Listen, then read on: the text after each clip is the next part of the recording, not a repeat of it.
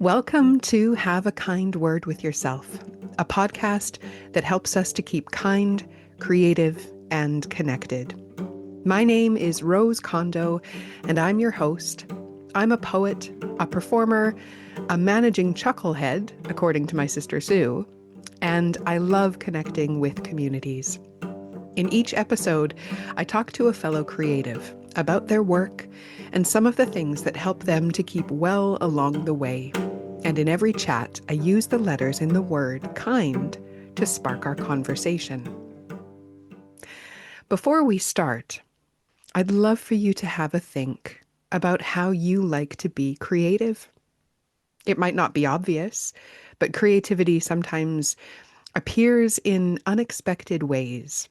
How you arrange your coffee mugs, the way you sing in the shower, the whimsical socks you wear. Creativity is a wonderful way to be kind towards yourself. Okay, let's get these kind words rolling. My guest today is Carys Nelkon. Carys is an experienced senior leader focused on climate justice, youth development, and supporting people to feel hopeful and joyful about their future. Carys loves coaching, leading teams, and making a difference, particularly when it comes to enabling volunteers to make social change. Carys is known for her positive outlook and always focusing on ways in which we can all make the biggest impact in our communities. She is also a wonderfully whimsical crafter, and I love wearing her seasonal pom-pom earrings. Welcome, Carys, to Have a Kind Word with Yourself. Oh, thank you, Rose. That was so lovely. It's very nice to be here. I'm delighted to join you today. Aw, thanks, Carys. Have you heard any kind words recently? Have I heard any kind words recently? I mean, yes, people are always, I think if you try and put kindness into the world, kindness comes back to you. So I'm sure I have. I think the main kind words at the moment are Happy New Year. I just love pushing that until the very latest date in January. Like people saying on like the 5th of January, oh, should we still be saying this? Like, yes, I haven't seen you and I want you to have a happy new year. Absolutely. I totally agree. I mean, we do subscribe to the kind of 12th night, take the Christmas decorations down, but Happy New Year, I'll be saying that into late January to people. And yeah, it's It's the joyful. middle of June, you've got your shorts on, and you know what? Have a happy new year. Exactly. Oh, I love that. So yeah, we're recording in January, and I think let's carry on the Happy New Year as long as we can. And we'll get started on our kind questions in just a moment. But I wonder if we can remember back to how our paths first crossed, Carys Nelkon. Rose. Yeah, so we worked together at Arts Emergency, and yes, I remember so well meeting you. So we did the interviews at home in Manchester, didn't we? We did. And it was like an angel walking into the building. Oh, that's very sweet of you. With this woman. So yeah, so I would describe us as some of the founding team at Arts Emergency because it was so early days, wasn't it? Really like Yeah. setting things up, getting them going, and it was a joy to work with you for the 5 odd years we worked together, and yeah, it's Yeah. always lovely spending time with you. Oh, thanks, Carys. Yeah, and very much likewise. I remember climbing all of those stairs at home and being very out of breath. And you and the Arts Emergency CEO, Neil Griffiths, gave me a wonderful interview. I also love that since then, we're neither of us works for Arts Emergency anymore, Mm. but we stay in touch and we've done some really nice walks in nature. We had a nice big walk by the sea in Morecambe last year, which was just really lovely. Yes, and you were kind enough to join me in throwing things into the sea, which is my Yeah. favourite thing to do in Morecambe. It's like, you know what? This isn't serving me anymore. This can go into the sea. It was blowing an absolute gale, though, wasn't it? It absolutely was. I think it was the first time where I pretty much leaned my entire body weight into the wind and still stayed upright. Yeah, but Oh, it was, Morecambe. oh, Morecambe. That Yeah, it was, top-notch holiday destination. I love Morecambe. oh, yeah, absolutely. Relaxing on the beach and yeah, having your hair whipped around your face. Yeah. Oh, it was lovely. You weave creativity into your work and your hobbies in some really amazing ways. And I'd love to know what you love most about the creative work that you do.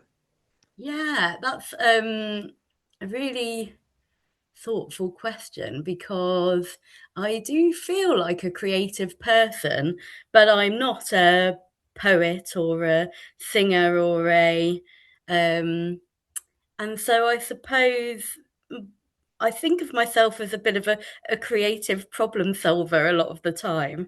And I think, especially with the last two jobs that I've had, so in the current work I'm doing, I'm supporting a community who have like envisaged a new way of doing education that builds in sustainability, caring for the environment, and really like embracing knowledge about place and loving the place where you live. And with Arts Emergency, it was such a big vision to have, you know, this huge network of young people working in the creative industries who are from backgrounds that you don't usually see there. And I think it does kind of link back to the theatre degree I did, where you were encouraged to don't think about a stage and the fact that there's two of you, and then think what you might do when you get on a stage as two of you. Think about the biggest idea you can possibly have, and then have the confidence that you can bring your creative mindset to getting you because sometimes when we're talking to the community here and they're like, well, obviously this is a generational project, so it'll be going on for at least 30 years. You know, like in the current climate with funding and how things are, you're like, yeah, okay, so we're going to just talk about next year if that's all right, but love, stay with that vision. Oh, um, I love that. yeah, so I think that's creative problem solving. And I mean, you're a crafty person, Rose. Do you feel, I feel a solidarity amongst crafty people? Absolutely. I think there's something joyful about being together when crafty people can come together and you've got a table that is just piled high with bits of glue and scissors and glitter Yeah, and all kinds of different things. The joyful messiness of that. But yeah, knowing that other people get stuck in and make tactile things is wonderful. I agree. You know what? I think you've put absolutely nailed it. The thing that I like about crafty people is the getting stuck inness of it all. You know, I love nothing more than walking around with a friend who's like a crafty, usually a lady, crafty lady, and her being like, I can make that. No skills in that arena, has never done anything like that. Yeah, I reckon I can make that. I can make that. Yeah, You know, like love it's kind that. of like an attitude that I just find really, yeah, really engaging and fun and like proactive and positive and optimistic because, you know, often I'll be like, maybe I could make that. I'm like, I'm not going to be able to make that. But you know what? It's nice to think that I could save 30 quid. Yeah, definitely. Absolutely. And I also think you gift a lot of your creative things as well. And there's just such joy in getting things that are beautifully handmade as well. So yeah, Oh, that's wonderful. bless you. You do often wear my pom pom earrings, and I'm always so happy when I feel like I've given something to someone that they like, and I'm not just like, I'm trying to get this out of my house. Also, I do like you. So, would you like this in your house? Well, I'm overjoyed to have those in my house, as well as the pom-pom headband that you made me. That was so cool. Oh, yeah, for your hen do. Yeah. Yeah.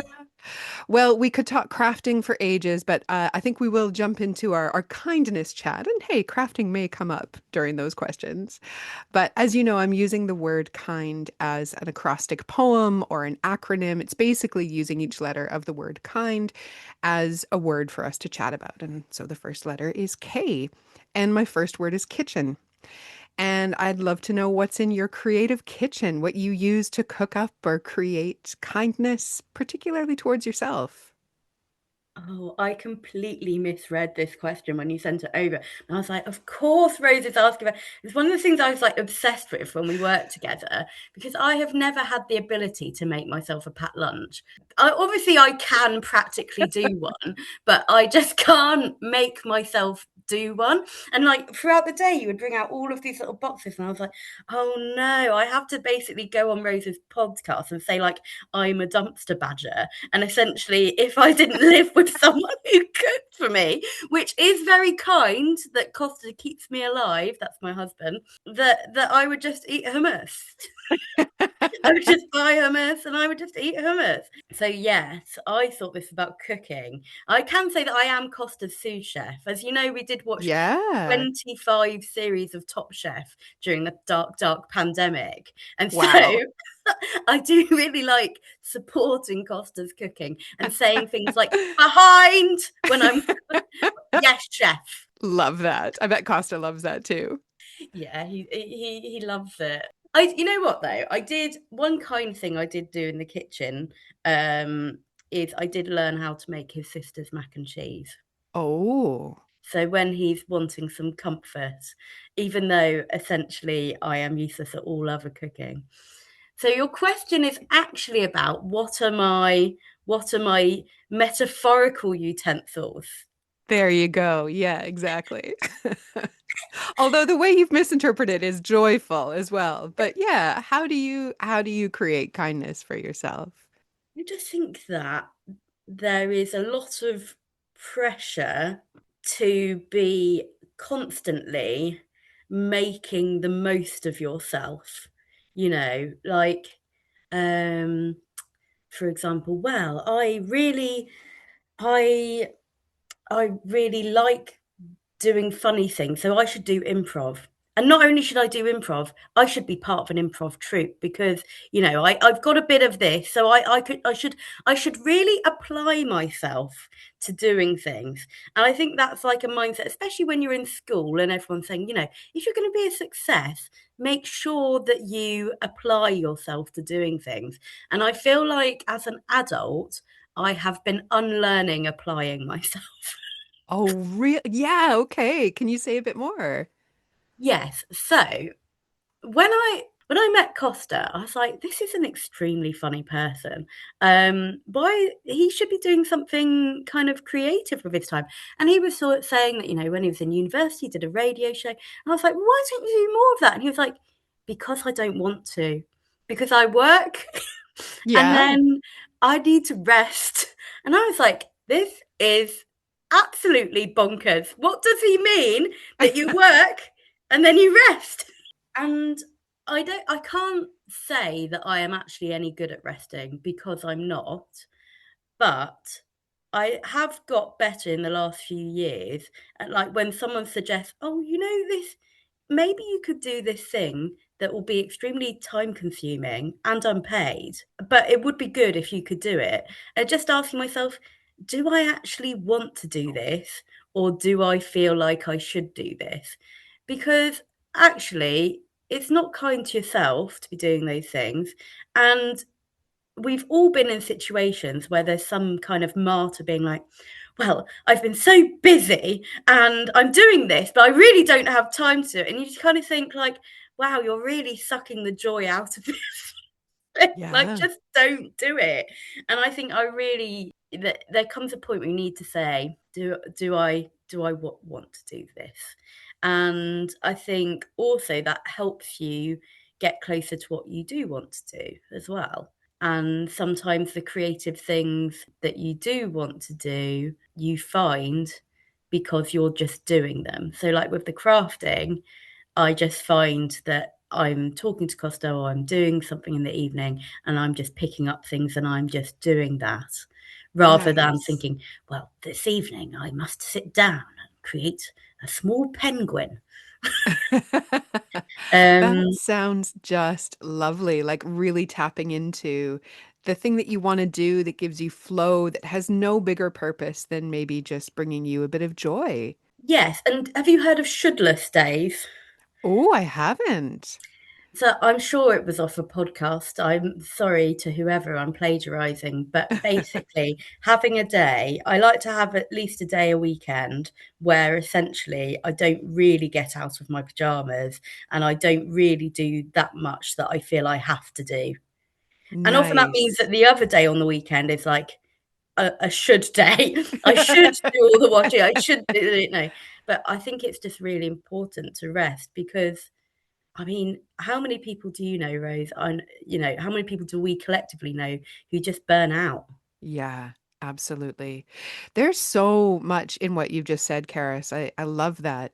The going back to that idea of being good at something and then this assumption that automatically you're going to monetize it or put it out there in the world and become acclaimed for it, and that one can just be good at something and kind of hold that within themselves.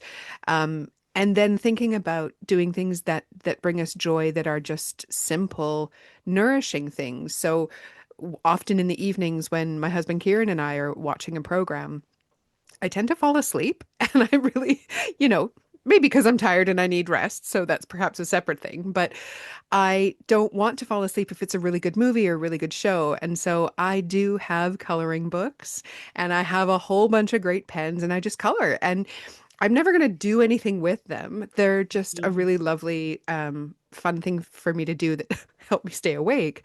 But it's just a lovely tactile thing to be doing while I'm relaxing in an evening. I love the idea of shouldless days as well. I will look this up, and if I can find the link for it, I'll put it in the show notes. But yeah, well done for incorporating a shouldless day on your weekend. I think I might try that this weekend. Yeah. Yes, get your colorings out. Do not wash. Do not put clothes on. Don't do anything you should do. Yes. That just sounds so life-giving. Well, our next letter in the word kind is the letter I, which is for inspiration. So, Karis, where do you find inspiration? I know this is probably going to sound a bit trite, but I find inspiration mainly, I think, through friendship and Mm. through conversation. I did one of those management tests a few years ago. It's actually whilst we were at Arts Emergency, and I'm sure I told you about this at the time, where it was Myers-Briggs. And we had to work out, are you extrovert, introvert, are you big sky or detail, are you all these things, horoscope for business. And I was like, well, I'm not sure I really see myself as extrovert anymore because in the evenings, I just like to kind of be quiet. I, you know, I maybe thought I was before, but I think I'm kind of in the middle. Anyway, I was completely humbled by this test that told me I am essentially on the very end, on the very top of the extrovert Oh, scale. wow. Like Wow. it was actually embarrassing. It was actually embarrassing, Rose, Oh, where it gosh. was. Like no one else had a result like this. And I realized through listening to my other colleagues who had done the same that this is going to sound really stupid, but they have much more thoughts in their head than I have in my head. Like a lot of the time when I'm talking to people and I'm in conversation with people, that's where my ideas develop. That's where I find Mm. inspiration. That's where I find things interesting. Like I Hmm. love people and I love talking to people. And that often is what sparks, oh, you know what? I was speaking, I come into the office when I was speaking to Tia the other day, and Yeah. he said this, and I thought that you might like this. Yeah. And I think the thing that I'm extremely lucky is that I think I know I've been lucky enough to meet really interesting, kind-hearted, fun, generous people. And so I think that is what kind of keeps me going and keeps my mind kind of like whirring around really. And that's why I like working in community spaces because you get to meet all kinds of different people who have different ideas, who've grown up in different ways, who, and what interests me is how nothing interests me about sitting in a room by myself, Yeah. I can see that for you you for know. sure. Yeah. So I think that's what I find most inspiring. That's always really something I've seen with you is making those connections and those sparks in the moment. That's something I personally struggle with because I am someone who does need to sit in a room on my own and reflect and let pieces settle together. So to be able to be in that conversation, to be in that community space, to be with other people and really respond to those bits of inspiration that come up. That's incredible, Karis. I think what I hadn't realised though, Rose, is like I suspect, like, I don't know where you sit on the spectrum. Where are you on the spectrum of extrovert introvert? Well, I often say that I'm a site-specific extrovert, Right, where interesting. I really like to be quiet and observe and things, but there are certain situations, like at a poetry event, where I've really got to ramp it up and kind of be really outgoing, which I often like, but then I need to balance that with some introversion. Mm. I also need downtime and I need quiet time. It's not like I'm Yeah, extroverted in that way, but I suppose when something happens and it's a complicated issue, I find it really hard to be in a room by myself and think through what the options are. right. But if I'm in conversation with people, then it all develops, you know. Yeah. I And I don't know think how to explain it. I don't want it to seem like I'm one of these people who's just like blah blah blah blah blah blah, blah all the time because I'm not really. not at But it's all. like more about how creativity work. It like conversation. Yeah. I think that speaks to a generosity and kindness of yourself, Karis, of being in that space and wanting to share ideas, but being really receptive to what's coming at you as well. Mm. And I think that's something that you're particularly skilled at, but it's wonderful to hear that that's also where you find some inspiration. Yeah, I love that. I'm going to think about that in different sort of community settings coming up too, and thinking about where those sparks come up in big chats. The next letter in our kind word is the letter N, which the word I've chosen for N is noticing. And I Mhm. wondered what you are noticing about kindness these days. Well, this is, I think, a really interesting question because so I'm in an organisation at the moment that is going through a change process, and that with all the uncertainty that comes with that, and it's a big organisation, so there is a lot of panic around certainty, around Mm, futures, and I think what I'm noticing about kindness throughout, because we're experiencing this, is that kindness, I think, really is a practice. Like I think people are, and there's a difference, right, between being kind and being nice, right? But to be purposefully kind to people, I think is something that you have to do and then continually do and make a decision to do it. So, you know, it's really, it can be really obvious, I think, when it's really easy to be kind when everything's great, and actually, it's much more difficult to live your values and be kind when things are hard. And I yeah. think what I'm noticing, that's why I think what I'm noticing about kindness is that it's a practice. You need to turn up and you need to keep doing it. Because I think I read a book, Danny Wallace book, a few years ago that is kind of about the opposite of kindness. It's about rudeness. And in that book, he was basically talking to all these scientists and different people about like, if you witness someone being rude in your day-to-day life, you are like more likely to then be rude to someone. Like there's these horrific facts, Rose. I know that this is not the point of this conversation, but like That's if okay.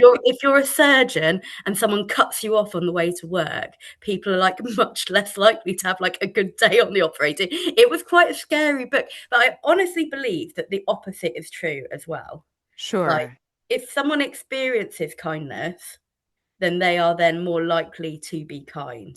If Mm, someone lets that surgeon go on the way to work, they are going to have a better day doing what they think. And I think that, obviously there's so much division in the world at the moment and there's so many difficult things going on.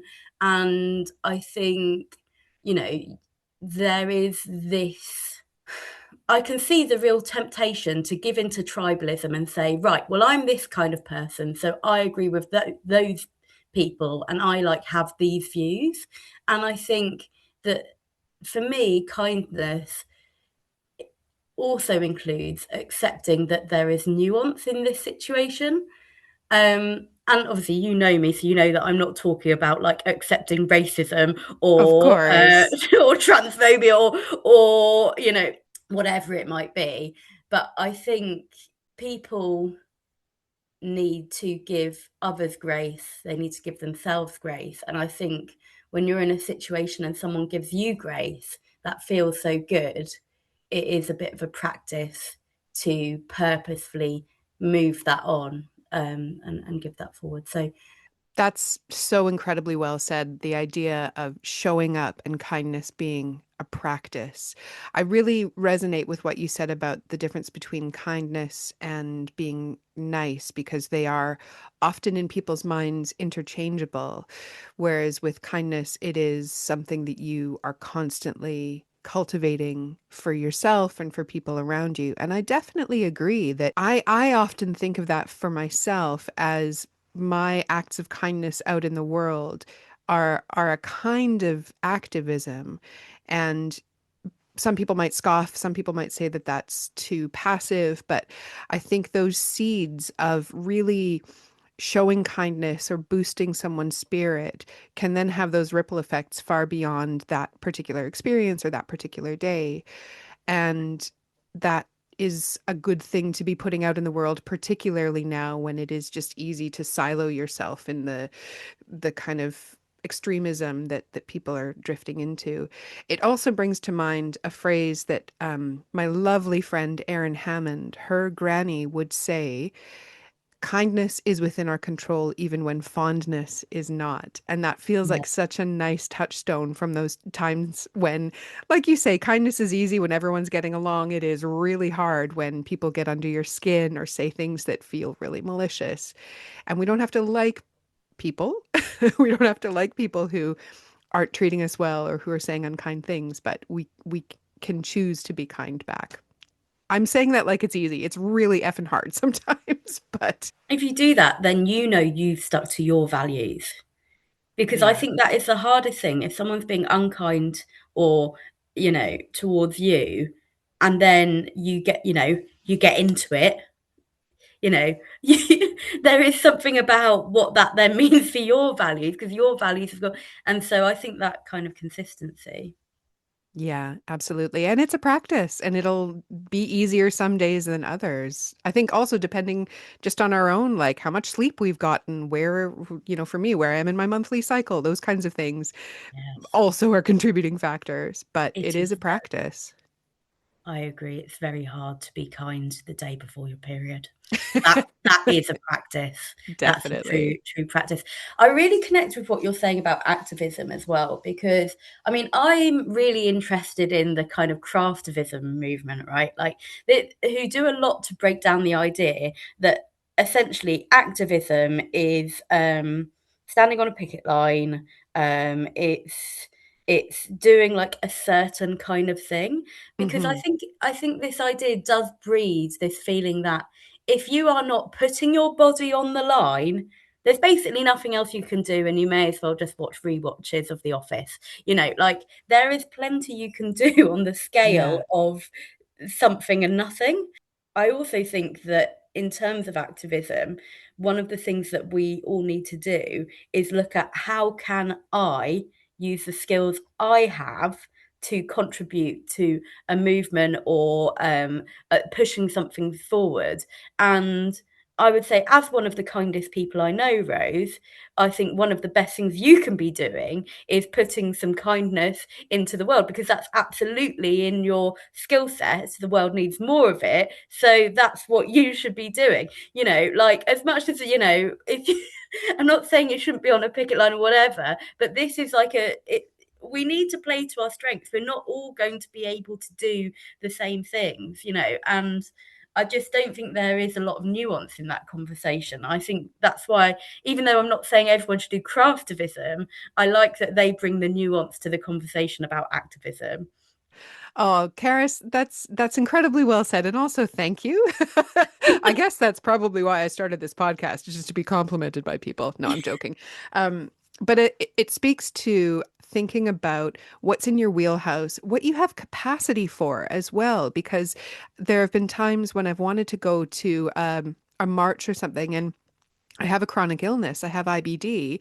And so there's a limit to the energy and elements of wellness that I need to be really aware of.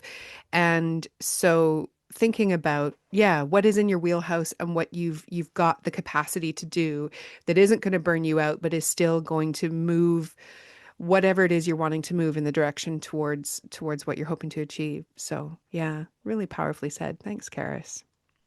Yeah, We've come I did notice in the email that you said when you come on the podcast, could you make sure you've written down some compliments for me? So I did feel that that was a really good time to like put that in. So I hope that's okay. Yeah, and yeah, you can send me your invoice after this, and I'll pay you for those lovely words. Karis is kidding. For anyone who thought that was serious, that was a joke. Um, well, we have come to our last letter in the word kind, which is D for dream. So, Karis, what do you dream of for kindness in the future, for yourself and for the world around you? I just hope we keep being kind and we keep noticing the importance of it. So why I think it's good that this podcast exists because I think it's something that people need at the moment. And, you know, I think one of the reasons that I was really attracted to working at Arts Emergency was in the manifesto, the one about a better future is possible. I think that there's a lot of, at the moment, like things are getting worse and worse, and things are only going to get worse, and they're much worse. But in a lot of ways, in the general scheme of history, things are so much better than they have ever been before. Right. I'm not talking about, you know, wars and things like that. But, you know, my sister got married last year to her beautiful wife. You know, 10, 15 years ago, we wouldn't have been able to do that. You know, Hmm. that we need to keep believing and working towards a better future because essentially, if we all just agree it is just going to go down the drain, it probably will Mm. because there's no hope, there's no vision, there's kind of no optimism. And I think kindness has a real kind of part to play in that. I think one of the things about kind of being like a bit lefty is that I think sometimes the stories we tell, are not like powerful enough. You know, Mm. like some of the stories on the right about, well, you know why that's broken? It's because of this thing. It's that person's fault. That is like an easier story to tell than, you know, we all need to work together to work this out and to move Mm. this forward. Like being apart is not going to solve anything. Basically, we need to work towards a positive future in, and that is just going to take a lot of kindness, and it's going to need some really thoughtful storytelling. And we can't do that by just taking the moral high ground and being like, well, I think this, so therefore, I'm a good person, and I'm sure everything else will sort itself out. You know, you have to be proactive about making things better, just in the same way we've just discussed. You need to like be proactive about making things kind. So that's my hope for the future, is that it's a positive one and that it's full of kindness, and you know that we solve the climate crisis and we solve all the other crises. Yeah. We've got the skills. We've got, you know. We've got the skills, and it's that idea of believing that it is possible. I think the apathy that feels nearby a lot of the time these days can feel like the place to crawl into. But I love what you're saying about storytelling, and you've used nuance a bit in this discussion, and I think it is that going beyond the big headlines and the big broad statements and seeing some of the nuance that's behind that, that does take some effort and it does take some time. But it also brings to mind the power of storytelling in particular. My dad, a few years ago, my lovely dad, Richard Kondo, did a course on family history. And he said that the instructor at one point said something to the effect of our lives come to life, or facts, or history comes to life through story. And I think that's often missed for people. That So for example, if I was wanting to learn about history, I love listening to a podcast that tells stories about different things from history, or through stories of the impact of the climate crisis, brings a humanity to it, brings a relatability to it, in the same way that perhaps facts and statistics don't always do. Certainly not saying we don't need those facts and statistics, but it's that point of story, it's that point of relational connection that really, really matters. And I think keeps us hopeful and optimistic, and connected to how things can change for the better. So that's really inspiring, Carys. Thanks for those words. That is so lovely. It must, I mean, I only know of your dad when I came along to your wedding and he told that beautiful story about like the, was it an Inuit practice where you have the stone and then basically you need to like listen to the stone and the stone knows what it should be and it kind of carves itself into what it should be. And it's a lot of wisdom, isn't it? It's a lot of Yeah. wisdom to have in the family. Yeah, absolutely. Oh, my lovely dad. He was so great at the Mm. reception. Well, Karis, we're coming to a close, and I have a couple more questions before we wrap up. And I guess one to sort of round out this discussion is, this podcast focuses on finding ways to keep kind, creative, and connected. Do you have a kind of top tip for how we can do that, how we can keep kind, creative, and connected? I think the thing that has kind of cropped up through our conversation today, which I haven't written down, is like it's easier to be kind, creative, and connective if you know yourself. Like, Mm. because that's what you've kind of talked about is like, this is what I put into, I think that it's not selfish to understand yourself because if you understand yourself, you can work out how you can be purposeful. And I think part of that is got to be about like noticing what makes you feel kind, created, and connecting, and thinking, and if that's hard in the moment, thinking about times where you have felt that way and what was really working for you in that moment that enabled that. So if you're somebody who needs sleep, you know how do you get some sleep happening? If you're somebody who needs that time to relax and read a book, and how do you make that happen? And yeah, so obviously, there's people who have different caring responsibilities. We've all got different things going on, but I do think kind of just noticing what keeps you in those spaces so that where you do have opportunities to kind of move yourself in that direction, you can.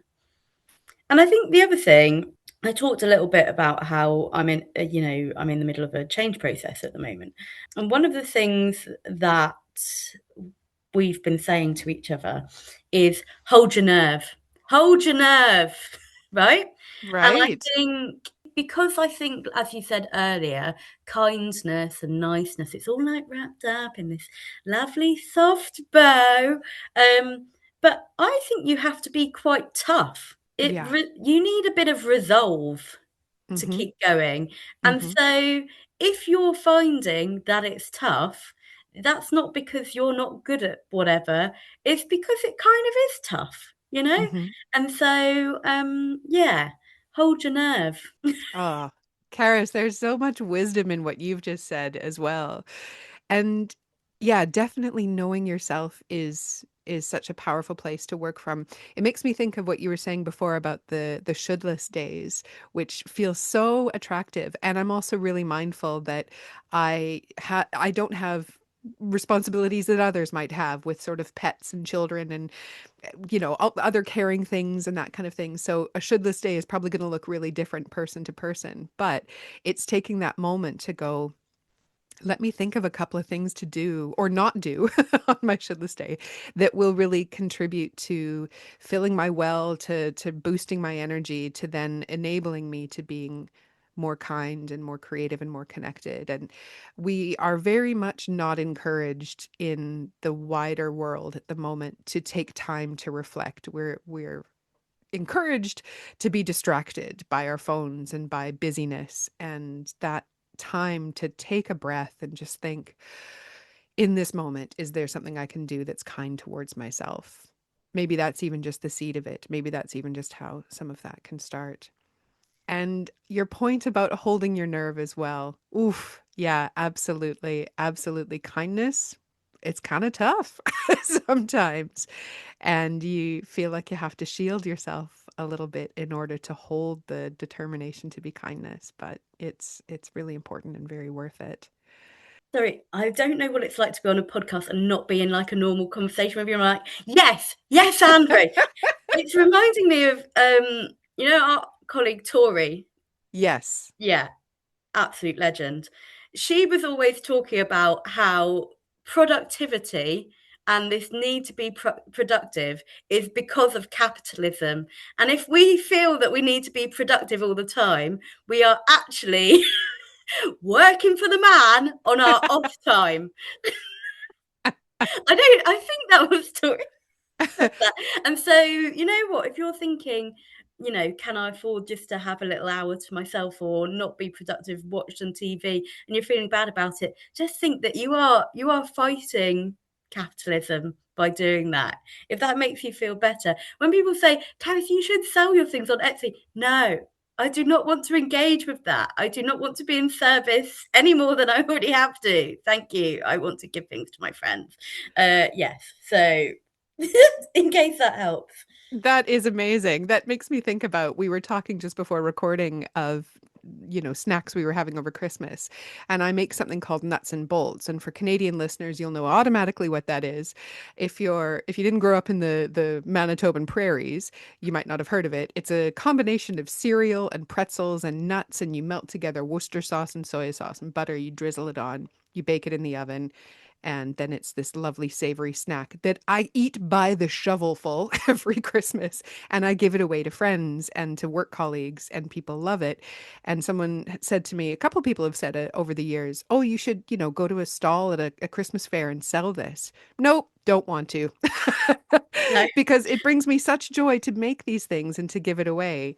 But to then add in things about cost and profit and advert, blah, blah, blah. No, thank you. It's okay not to be productive, not to be serving the man. And I really like that, Carys. Make yourself a cup of tea in a busy day and fight capitalism. Absolutely. What a joy this has been, Carys. Thank you so, so much for spending this time on the podcast.